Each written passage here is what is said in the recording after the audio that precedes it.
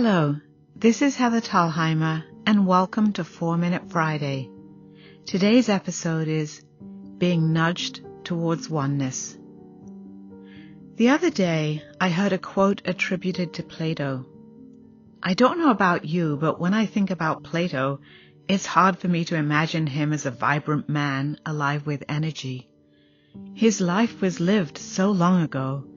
I associate his name with books and libraries, but his energy, wisdom, and personality were brought home to me in his words, "Love is simply the name for the desire and pursuit of the whole."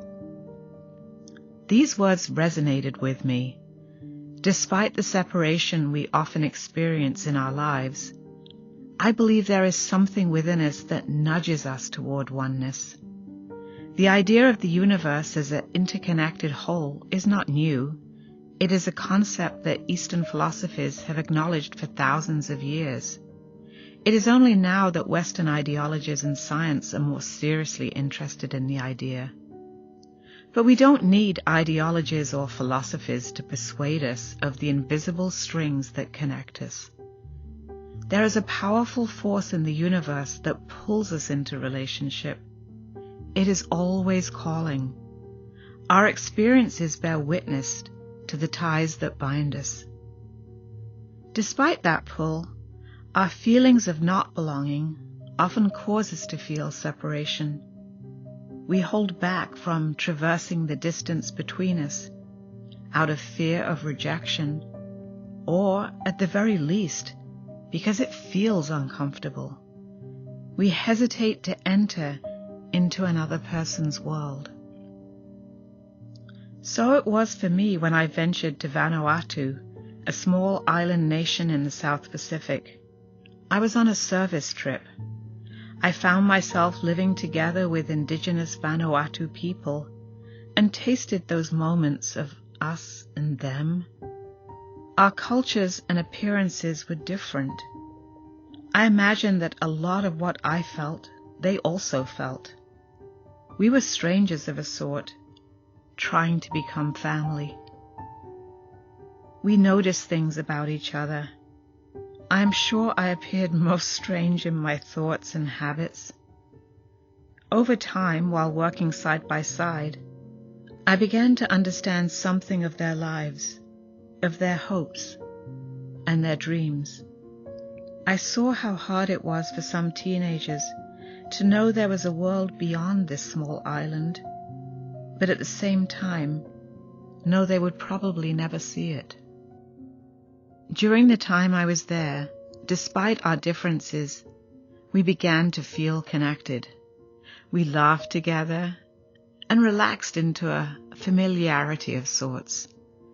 When it came time to leave, I felt sad even though I was longing to go home. I wondered what would become of these relationships. As my plane touched down at LAX, I learned that I would have a 10-hour layover. My heart sank.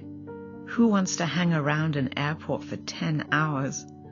But I was too tired to make an effort to call a friend who lived in the area. I eventually wandered into a restaurant, hoping that good food and a comfortable seat would revive me. I heard a familiar lilt of an accent coming from the bar and turned to see two men who appeared to be from Vanuatu, engaged in an animated conversation. My heart leapt. Everything about them seemed so familiar, and I felt a sense of connectedness. I wanted to speak to them. An announcement for a flight broke the spell, and the two men got up from their seats and left. But the sense of connection lingered, and I realized my relationship to humanity had somehow magically expanded. We talk about one world family, but most of the time it is just an idea or a refrain from a song. It's not a working proposition. Seeing the men at the bar, I realized it is possible to break down barriers between ourselves and others. Plato's quote comes to mind again. Love is simply the name for the desire and the pursuit of the whole. I want to be whole, and I want humanity to be whole. I believe it is possible because we have a deep desire within us that ceaselessly nudges us into relationship and toward oneness. There is something in the universe that won't be satisfied until a true oneness is realized. Thank you for listening today and wishing you a wholehearted week.